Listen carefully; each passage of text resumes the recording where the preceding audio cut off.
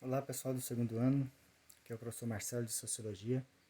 Vamos dar continuidade às nossas aulas. Faz um bom tempo que eu não gravava uma aula aqui para vocês, mas essa aula é uma aula bastante interessante porque ela traz para vocês um panorama político ao longo da história do Brasil. Uma aula muito relacionada com história, que é muito bacana também, porque vai trazer para vocês uma base legal, tá? Há inclusive muitos conceitos importantes. E aí, nesse caso, a gente está dando continuidade ao conteúdo que a gente já estudou antes, tá? Política, poder e Estado. A questão é que agora o foco é Brasil, tá? Nesse primeiro momento, o nosso foco é do período imperial até o período da Primeira República. Então, de 1822 até 1930, tá? 1822 até 1889 é o período do Império, e aí de 1889 até 1930 é o período da Primeira República, tá? Então, no caso, o foco são esses dois períodos. Como a gente vai falar da evolução política, então a gente vai falar também de outros momentos dessa história, tá? Agradecendo a todos que têm feito essas atividades, que têm entrado em contato comigo, têm sido bastante educados e tal, e nós estamos aí disponíveis para ajudar vocês sempre, tá bom? Então, vamos ao que nos interessa. A primeira atividade que eu passei para vocês foi exatamente uma linha de tempo dessa evolução política do Brasil, tá? Toda essa história, ela começa, claro, com a chegada dos portugueses no Brasil em 1500, né? Nesse primeiro momento, acontece então digamos assim, um primeiro contato, os portugueses passam a conhecer algumas situações, mas não há uma ocupação das terras. A partir de 1532, Portugal começa a ocupar as terras com medo de perdê-las para outros países, principalmente a França, a Holanda e a Inglaterra. E aí começa então o sistema de capitanias hereditárias. Em 1548, como esse sistema não deu muito certo, então foi criado o sistema de governo geral, que apenas uma pessoa administrava essas terras. Antes não, antes as terras eram divididas e tinham várias pessoas com a função de administrá-las. Ao longo desse período aconteceram muitas revoltas, e uma das mais importantes foi a que aconteceu em 1789, a chamada Inconfidência Mineira, que ocorre no mesmo ano da Revolução Francesa. Claro que influenciada pelos ideais da Revolução Francesa, que você já deve ter estudado em História. Ainda Brasil colônia, né, esse período, só que algumas mudanças vão ocorrer, mesmo sendo o período em que Portugal tem todas as diretrizes, né, toda a administração. No ano de 1808, por exemplo, a família real portuguesa vem para o Brasil, fugindo do Napoleão, que Napoleão vem em consequência da Revolução Francesa. Tá? E aí então muitas mudanças vão ocorrer com a vinda da família real portuguesa para o Brasil. Com o passar desse fato, né, desse acontecimento, em 1815 o Brasil vai deixar de ser colônia. Só que ele não vai se tornar um país independente, tá? É um fato assim bastante interessante porque o Brasil se junta a Portugal como sendo um único país. Isso a gente chama de Reino Unido do Brasil, Portugal e Algarves. Então o Brasil e Portugal agora estão no mesmo patamar. O Brasil é inclusive a sede desse império português. Olha a importância que o Brasil ganha, né? E aí, então, em 1822, acontece a independência do Brasil. Dom Pedro I proclama a independência do Brasil e nós vamos ter, então, o início da monarquia ou do Brasil Império. Tá? No ano de 1831, esse nosso primeiro imperador, o Dom Pedro I, ele renuncia ao trono e aí começa o período regencial, que vai até 1840, quando o Dom Pedro II então se torna imperador. Ele era menor de idade, mas aí acontece uma manobra chamada de golpe da maioridade. E aí então nós temos o período do Império, que nós chamamos de Segundo Reinado, que vai até 1889, um período bastante grande, né? Em 1889, o Império é derrubado pelos militares, e aí nós temos então a proclamação da República. Tá? A, Aí nós temos então essa linha de tempo que eu pedi para vocês elaborarem, com os principais momentos políticos do Brasil nesse primeiro, digamos assim, nessa primeira fase de estudos, né? Que engloba, como eu falei, o Brasil Império e a primeira fase da nossa República. Ok? Bom, todo país independente ele precisa de leis, né? Leis próprias. No caso, o conjunto de leis de um país a gente chama de Constituição. A primeira Constituição do Brasil é de 1824. Uma coisa interessante é que para essa Constituição entrar em vigor, nós tivemos assim uns contratempos bem interessantes. Por exemplo, tínhamos os deputados que queriam elaborar a Constituição. Esses deputados discordavam de algumas ideias, como por exemplo queriam limitar o poder do imperador, então eles foram presos, a Assembleia foi fechada e a Constituição foi elaborada por um grupo de pessoas da confiança de Dom Pedro I. Por isso essa Constituição traz 4 poderes. Os 3 que a gente já estudou, criados por Montesquieu, né? Executivo, Legislativo e Judiciário, porém foi acrescentado o moderador. Olha bem, o Dom Pedro I tinha esse poder, o poder moderador.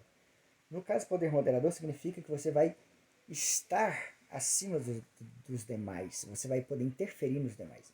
Então esse poder moderador trazia quase que um absolutismo ao nosso governo, mesmo que tivesse uma Constituição, porque a lei dava garantias ao imperador de poder fazer o que ele quisesse, como até mesmo dissolver a Câmara, né? Fazer o que ele quisesse, ou seja, ele podia interferir nos outros 3 poderes.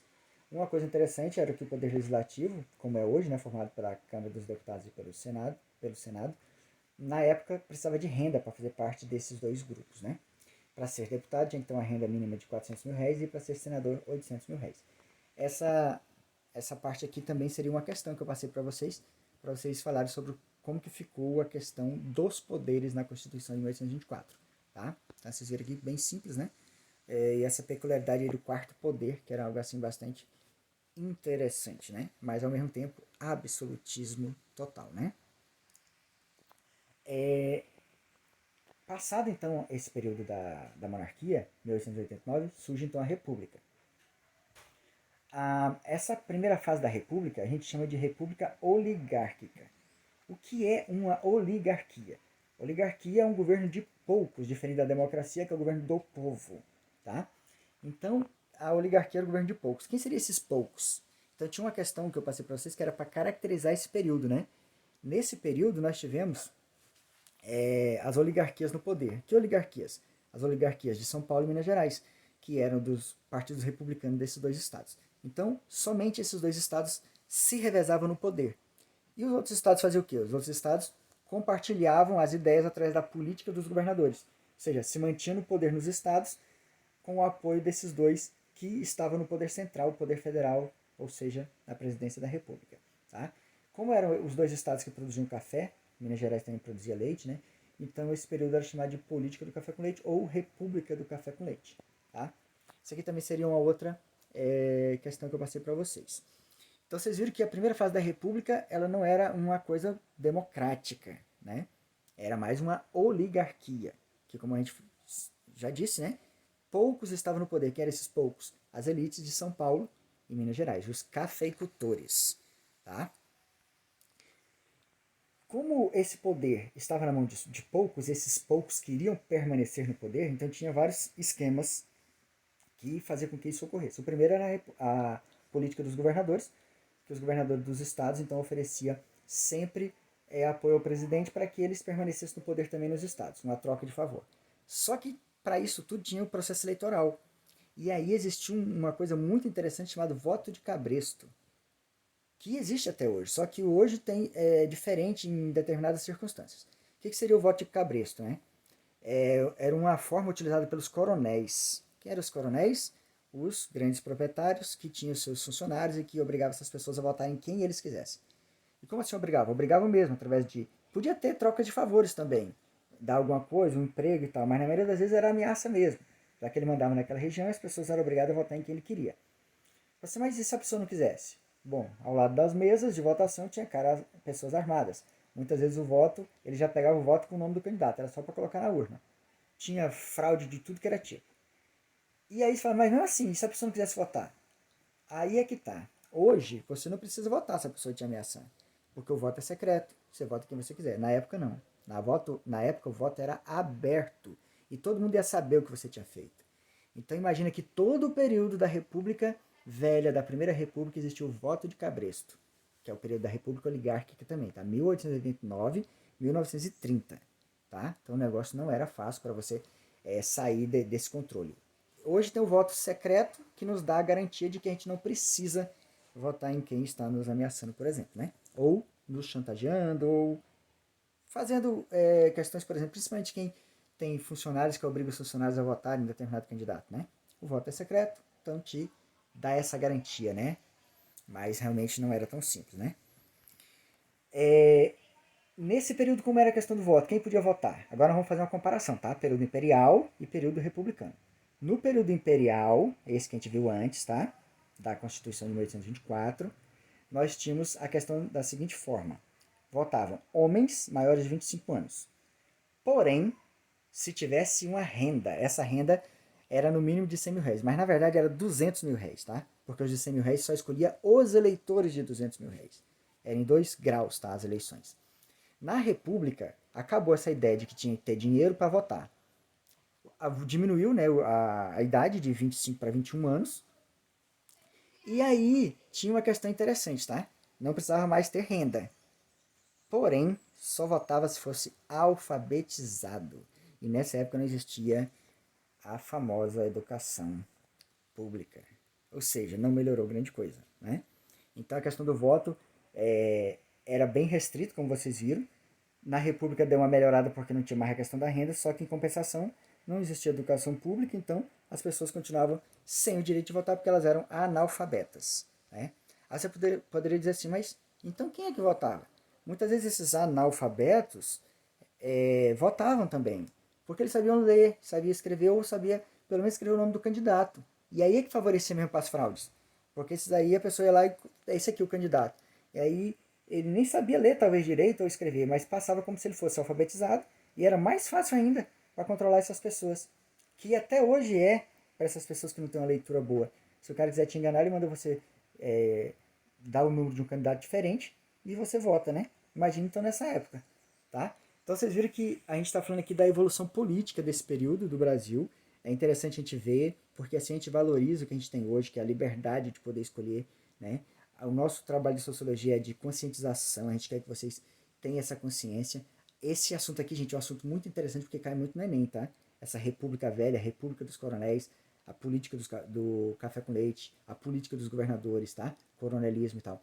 Então, assim, é bem restrito porque a nossa ideia é mais a política, não entrar em muitos detalhes, mas eu acredito que dá para vocês entenderem, né? Então, assim, praticamente cada um desses temas que eu coloquei aqui para vocês, praticamente eles trazem a, pelo menos uma das questões, né? Cada tema está trazendo uma das questões que eu disse para vocês, então aqui é uma forma de vocês poder organizar as questões, quem ainda não organizou, tá? E entregar tudo dentro do prazo, como eu disse, para não acarretar perca de pontos e tudo mais, tá bom? E eu gostaria só de salientar que tem sido muito bacana ver como alguns alunos têm sido receptivos com a gente, mas assim, gente, tente entender de fato, tá? Quando tiver uma atividade, leia o assunto, pergunte para o professor, é um prazer poder ajudar vocês, tá? E não esqueça, esse conteúdo é extremamente importante, tá? Porque é história também, além de ser sociologia, é história e é cobrado no Enem, tá? Então assim, gente, agradeço, tá? Estou à disposição e não deixe de me chamar, tá? Tchau, pessoal.